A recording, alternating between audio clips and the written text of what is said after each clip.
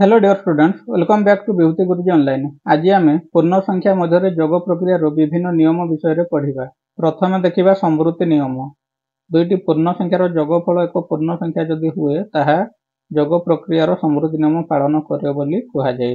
आम स्वाभाविक संख्या क्षेत्र में समृद्धि नियम देखी दुईटी स्वाभाविक संख्यार जोगफल एक स्वाभाविक संख्या होता है। सेपरी पूर्ण संख्या क्षेत्र में जेकोसी दुईटी पूर्ण संख्या को नहीं जोग कले आम एक पूर्ण संख्या पाइबा। से पूर्ण संख्या शून्य हो पारे कि ऋणात्मक संख्या कि धनात्मक संख्या हो पारे। जोग प्रक्रिया क्रम विनिमय नियम। पूर्ण संख्यार क्रम विनिमय नियम कहले आम दुईटी पूर्ण संख्या को नेबा एवं ताहाकु जेकोसी क्रम रे जोग कले जोगफल समान हेबो। एहाकु जोग प्रक्रियार क्रम विनिमय नियम कहुए। पूर्ण संख्या मध्य वियोग प्रक्रिया क्रम विनिमय नियम पालन करिवो नाही। ए माइनस बी जहाँ बी माइनस ए ताहा हेबो नाही। तेणु वियोग प्रक्रिया क्रम विनिमय नियम पालन करि नथाए। तापर आसीगला सहयोगी नियम। सहयोगी नियम पे आम तीनोटी पूर्ण संख्या को नहीं जोग करिबा। जेकोसी दुईटीर जोगफल प्रथमे निर्णय करिबा एवं परे आउ गोटे संख्या को सही जोगफल सहित मिसेले जोगफल जहाँ पाइबा एठारे अन्य एक क्रम शेष दुईटी को प्रथमे जोग करिकि प्रथमटी को सही जोगफल सहित मिसे तेबे मध्य जोगफल समान जदि हेबो एहा सहयोगी नियम पालन करिथाए बोली आमे कहिबा। आउ पूर्ण संख्यार मध्य जोग प्रक्रिया सहयोगी नियम पालन करे। पूर्ण संख्या सह शून्य को जोग करिबा। शून्य को जोगात्मक अभेद कहुए। जेकोसी पूर्ण संख्या सहित जदि शून्य को जोग करिबा किंबा शून्य सहित जेकोसी पूर्ण संख्या को जोग कले जोगफल सर्वदा सही पूर्ण संख्याटी ही आमे पाइबा। शून्य होउची जोगात्मक अभेद। पूर्ण संख्यार जोग प्रक्रिया अभेद नियम पालन करिथाए। तापर आउ गोटे नियम अछि दुईटी विपरीत संख्यार जोग। विपरीत संख्या आमे आगरु पढ़िचे केवल चिन्ह अलगा हेबो। गोटे धनात्मक गोटे ऋणात्मक संख्या एका रहिबो। तेबे एहीपरि संख्यार जोगफल केते हेबो ना एहार जोगफल सर्वदा शून्य हेबो। तो एही तीनोटी जदि आमे जोग करिबा +4 रे -4 जोग कले जोगफल शून्य हेबो। -7 रे +7 को जोग कले मध्य जोगफल शून्य हेबो। +8 रे -8 जोग कले मध्य जोगफल शून्य हेबो। तेणु तीनोटी जोगफल कौन आम देखिले ना प्रत्येक क्षेत्र में शून्य है जोगफल कहीं दुईटी विपरीत संख्यार जोगफल शून्य होउची। तेणु यहाँ जोग प्रक्रियार विलोम नियम कहुए। तेणु विपरीत संख्यार जोगफल शून्य होगाकू विलोम नियम कहुए। तापर अछि पूर्ण संख्यार परम मान। तो पूर्ण संख्यार परम मान होउची हमर कोन हेबो ना सर्वदा धनात्मक बाहरी थाए परम मान। तेणु माइनस रो परम मान मध्य प्लस हेबो, प्लस रो परम मान मध्य प्लस हेबो। जेपरि -3 रो परम मान +3 सेहिपरि +3 रो परम मान मध्य +3। चिन्ह जहाँ भी थाउ तार परम मान सर्वदा धनात्मक संख्या होइथाए। परम मान अर्थ परिमाण सूचक मान। शून्य रो परम मान होउची सेही शून्य। कारण आमे आगरो जानिजे शून्य जहाँ -शून्य सेया उभय समान। तापरे अछि संख्या रेखा व्यवहार न करी पूर्ण संख्या मानकर जोग और वियोग प्रक्रिया संपादन। आमे पूर्व अभ्यास रे संख्या रेखा व्यवहार करी पूर्ण संख्या मानकर जोग और वियोग कार्य करिथिले। आज आमे पढ़िबा पूर्ण संख्यार जोग एवं वियोग कार्य किपरि संख्या रेखा को व्यवहार न करी करा जाई परिबो। पूर्ण संख्यार विश्लेषण सहाय्य रे जोग कार्य करिबा। दुईटी पूर्ण संख्यार जोग कार्य देछि -3 रे जोग हेबो +5। -3 एवं +5 रे जो संख्याटी सान थिबो चिन्ह जहाँ भी थाउ केवल संख्या को आमे देखिबा। तेणु 3 और 5 मध्य 3 सान। तेणु बड़ संख्या आमे 3 रखिकी आउ एक्स्ट्रा टाको अलगा लिखिबा। तेणु आगरु थिला -3 ये +3 कटि जिवो शून्य हो जिवो एवं जो संख्याटी बढ़ी पड़ो से ही जोगफल हो जिवो। अभ्यास कार्य 8.3 नंबर 1 निम्न प्रश्न मानकर उत्तर दियो। क +5 एक पूर्ण संख्या, -6 एक पूर्ण संख्या, +5 रे जोग हेबो -6 जोगफल मिलिबो -1। एठारे पूर्ण संख्या दुईटीर जोगफल एक पूर्ण संख्या हैला। एथिरु जोग प्रक्रिया केउ नियम पालन करुथिबार जणा पड़िला।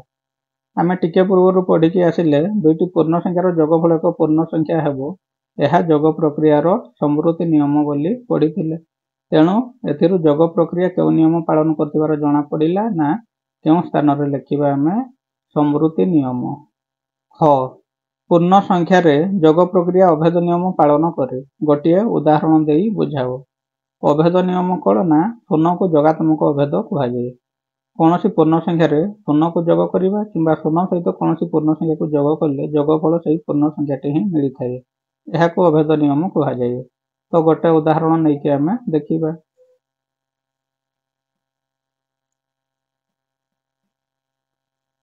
ଶୂନକୁ ଯୋଗାତ୍ମକ ଅଭେଦ କୁହାଯାଏ।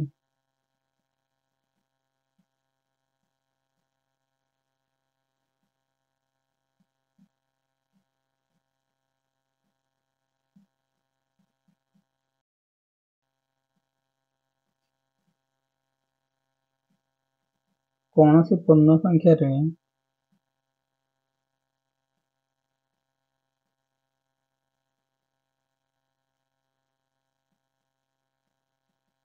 ଶୂନ ବା ଶୂନ ସହିତ କୌଣସି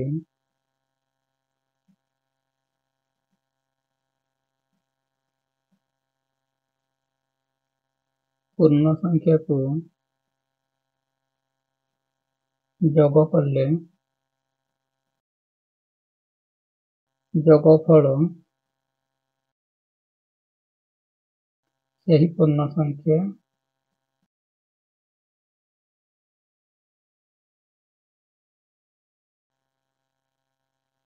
ହୋଇଥାଏ।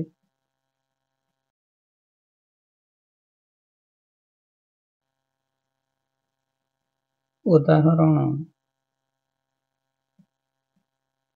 ଗୋଟେ ପୂର୍ଣ୍ଣ ସଂଖ୍ୟା ନେବା +7, ଏଥିରେ ଯୋଗ କରିବା ଶୂନକୁ, ତ ଯୋଗଫଳ ପାଇବା କେତେ ନା ସେଇ +7 ପାଇବା।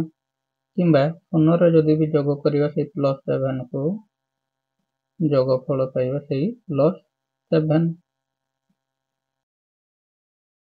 ତେଣୁ ଆମେ କଣ ଦେଖିଲେ ନା କୌଣସି ସଂଖ୍ୟାରେ ଶୂନ ଯୋଗ କରିବା କିମ୍ବା ଶୂନରେ କୌଣସି ସଂଖ୍ୟା ଯୋଗ କଲେ ସେଇ କେବଳ ସଂଖ୍ୟାଟି ହିଁ ମିଳିବ। ତେଣୁ ଆମେ କହିପାରିବା ପୂର୍ଣ୍ଣ ସଂଖ୍ୟାରେ ଯୋଗ ପ୍ରକ୍ରିୟା ଅଭେଦ ନିୟମ ପାଳନ କରେ।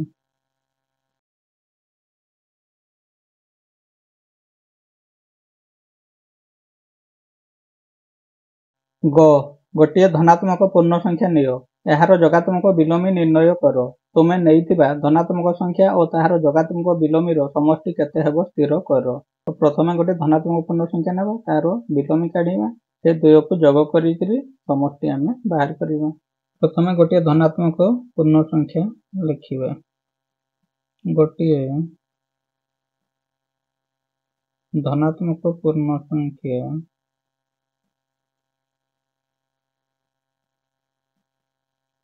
ମନେ କରାଯାଉ +6, ତ ଏହାର ବର୍ତ୍ତମାନ ଯୋଗାତ୍ମକ ବିଲୋମୀ ନିର୍ଣ୍ଣୟ କରିବା। +6ର ଯୋଗାତ୍ମକ ବିଲୋମୀ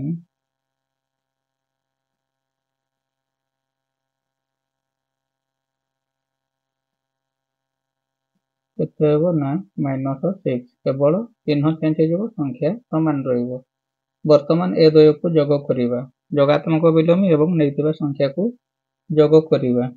ତ +6ରେ ଯୋଗ ହେବ -6, ଯେତେବେଳେ ଯୋଗଫଳ ହେବ ଆମର ଶୂନ ହେଇଯିବ।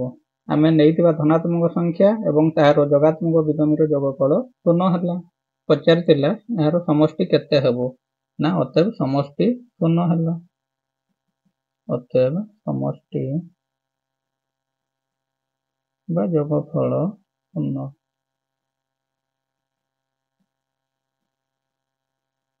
ହେଲା। ନମ୍ବର 2, ଏହା +1କୁ ସୂଚାଏ, ସେହିପରି ଏହା -1କୁ ସୂଚାଏ। ଯେଉଁ ଚିତ୍ରର ମଝିରେ ଧଳା ବିନ୍ଦୁ 6ଟି ଅଛି ତାହା +1କୁ ସୂଚାଉଛି ଏବଂ ଧଳା ବିନ୍ଦୁ 4ଟି ଥିବା ଚିତ୍ର -1କୁ ସୂଚାଉଅଛି। ତେବେ ନିମ୍ନ ଯୋଗଫଳ ଗୁଡ଼ିକୁ ସ୍ଥିର କର। ଏଠାରେ ଧଳା ଚିହ୍ନ 6ଟି ଥିବା ଚିତ୍ର 2ଟି ଦେଇଛି, ସେଥିରେ ଯୋଗ ହେବ ଧଳା ଚିହ୍ନ 4ଟି ବାଲା 3ଟି ଚିତ୍ର ଦେଇଛି। ତେଣୁ ଦୁଇଟି ଆମର ଯେତେବେଳେ ମିଶିଯିବ, ଗୋଟେ ଚିତ୍ର +1କୁ ବୁଝାଉଛି, ଦୁଇଟି ଚିତ୍ର ମିଶିଗଲେ +1 କେତେ ହେଇଯିବ, +2 ହେଇଯିବ। ତେଣୁ ଆମେ ପ୍ରଥମ ଗୋଟେ ସଂଖ୍ୟା ପାଇଗଲେ +2। ତେଣୁ +2ରେ ଆମେ ଯୋଗ କରିବା, ଗୋଟେ ଚିତ୍ର -1କୁ ଏଠାରେ ବୁଝାଉଛି, 3ଟି ଚିତ୍ର ଅଛି, ତାହେଲେ -1 ଇଏ -1, -2 ହେଇଗଲା, ଇଏ -1, -3 ହେଇଗଲା। ତେବେ ଯୋଗ ହେବ କେତେ ନା -3। ତେବେ ଯୋଗଫଳ କେତେ ହେବ ନା ଯୋଗଫଳ ହେବ -1 ହେବ। ସେହିପରି ଏଠାରେ +3 ରେ ଆମେ ଯୋଗ କରିବା -1 ବାଲା ବି 3ଟି ରହିଛି, ତେଣୁ ଇଏ ହେଇଯିବ କେତେ ନା -3 ହେଇଯିବ। ତେଣୁ +3 ରେ -3 ଯୋଗ ହେଲେ ଏହା ହେଉଛି ଯୋଗାତ୍ମକ ବିଲୋମୀ ହେଇଗଲା +3 ର -3, ତେଣୁ ତାହାର ଯୋଗଫଳ ହେଇଯିବ କେତେ ନା 0 ହେଇଯିବ। +1 ବାଲା ଚିତ୍ର 3ଟି ଅଛି, ତେଣୁ +3 ରହିବ ତାର ମୂଲ୍ୟ। ସେହିପରି -1 ବାଲା ଚିତ୍ର ରହିଛି 2ଟି ରହିଛି, ତେଣୁ ସେ ହେଇଯିବ -2 ହେଇଯିବ। +1 ହେବ ଏହାର ଯୋଗଫଳ। ସେହିପରି ଶେଷରେ ଆଉ ଗୋଟେ ଦେଇଛି +1 ବାଲା ଚିତ୍ର ଗୋଟେ ଅଛି, ତେଣୁ ତାହାର ମୂଲ୍ୟ ହେବ ସେଇ +1 ହେବ। -1 ବାଲା ଚିତ୍ର 4ଟି ଅଛି, ତେଣୁ -4 ହେଇଯିବ। ତେଣୁ +1 ରେ -4 କୁ ଯେତେବେଳେ ଯୋଗ କରିବା -3 ହେଇଯିବ ଯୋଗଫଳ। ଆମେ ଅଭ୍ୟାସ କାର୍ଯ୍ୟ 8.3 ର ସମାଧାନ କରିସାରିଛେ। ଯଦି ଏହି ଭିଡ଼ିଓରୁ କିଛି ଶିଖିବାକୁ ମିଳିଥିବ ତେବେ ଭିଡ଼ିଓକୁ ଗୋଟେ ଲାଇକ୍ କରିବା ସହିତ ତୁମର ସାଙ୍ଗମାନଙ୍କ ସହିତ ଭିଡ଼ିଓଟିକୁ ସେୟାର କରିଦେବ, ଯାହାଫଳରେ ସେମାନେ ମଧ୍ୟ ଏହି ଭିଡ଼ିଓରୁ କିଛି ଶିଖିପାରିବେ। ଯଦି ଆମ ଚ୍ୟାନେଲ ବିଭୂତି ଗୁରୁଜୀ ଅନଲାଇନରେ ନୂଆ କରି ଭିଡ଼ିଓ ଦେଖୁଥାନ୍ତି ତେବେ ଆମ ଚ୍ୟାନେଲକୁ ସବସ୍କ୍ରାଇବ କରନ୍ତୁ, ଯାହାଫଳରେ ଏହିପରି ଭିଡ଼ିଓ ଗୁଡ଼ିକ ଅପଲୋଡ଼ ହେବା ମାତ୍ରେ ସର୍ବପ୍ରଥମେ ନୋଟିଫିକେସନ ପାଇପାରିବେ। ଥ୍ୟାଙ୍କ୍ସ ଫର ୱାଚିଂ।